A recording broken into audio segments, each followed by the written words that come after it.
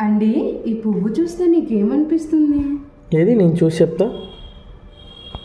ఈ పువ్వుని చూస్తే ఏమనిపిస్తుందంటే, ఈ పువ్వు చూపించి ఏది చెప్పినా ఎదుటి వాళ్ళు నమ్మేస్తారనిపిస్తుంది.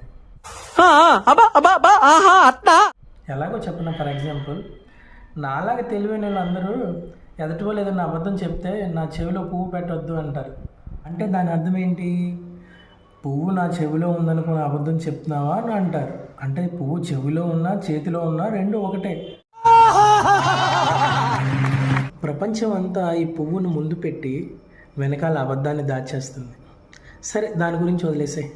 నేను మాత్రం నీకు ఒకటి చెప్పాలనుకుంటున్నాను. నిన్నెప్పుడు నేను ప్రేమిస్తున్నా. నువ్వు లేకుండా నేను ఉండలేను.